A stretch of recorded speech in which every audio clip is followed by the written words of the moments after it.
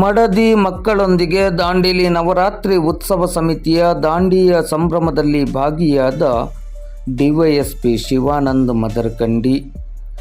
ದಾಂಡೇಲಿ ನವರಾತ್ರಿ ಉತ್ಸವ ಸಮಿತಿಯ ನವರಾತ್ರಿ ವೈಭವಕ್ಕೆ ಮಹತ್ವದ ಸಂಭ್ರಮವನ್ನು ತಂದುಕೊಡುತ್ತಿರುವ ದಾಂಡಿಯ ಕಾರ್ಯಕ್ರಮದಲ್ಲಿ ಮಂಗಳವಾರ ಡಿವೈಎಸ್ಪಿ ಶಿವಾನಂದ್ ಮದರಕಂಡಿ ಅವರು ಪತ್ನಿ ಹಾಗೂ ಮಗ ಮತ್ತು ಮಗಳೊಂದಿಗೆ ಭಾಗವಹಿಸಿ ಸಂಭ್ರಮಿಸಿದರು.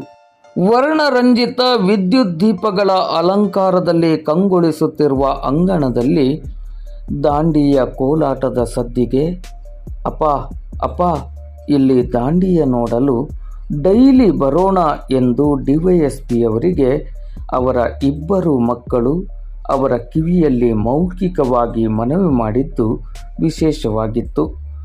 ಏನೇ ಇರಲಿ, ಇಂತಹ ಸಾಂಸ್ಕೃತಿಕ, ಧಾರ್ಮಿಕ, ಸಾಮಾಜಿಕ ಕಾರ್ಯಕ್ರಮಗಳಲ್ಲಿ ನಮ್ಮ ಪೊಲೀಸ್ ಇಲಾಖೆ ಸೇರಿದಂತೆ ದಾಂಡೇಲಿಯ ಎಲ್ಲ ಇಲಾಖೆಗಳ ಅಧಿಕಾರಿಗಳು ಅತ್ಯಂತ ಪ್ರೀತಿಯಿಂದ ಭಾಗವಹಿಸುವುದರ ಜೊತೆಗೆ ಸಹಕಾರವನ್ನು ನೀಡುತ್ತಿರುವುದನ್ನು ಇಲ್ಲಿ ನೆನಪಿಸಿಕೊಳ್ಳಬಹುದು. ಇದುವೇ ನಮ್ಮ ದಾಂಡೇಲಿಯ ವಿಶೇಷ.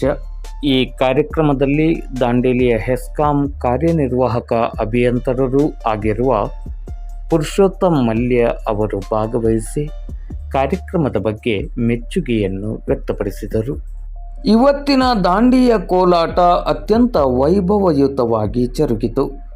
ದಾಂಡಿಯ ಕೋಲಾಟದ ನೇತೃತ್ವವನ್ನು ವಹಿಸಿರುವ ಗುರು ಮಠಪತಿ ಮತ್ತು ರವಿ ಗಾಂವ್ಕರ್ ಅವರು ಸರ್ವರನ್ನು ಸ್ವಾಗತಿಸಿ ವಂದಿಸಿದರು.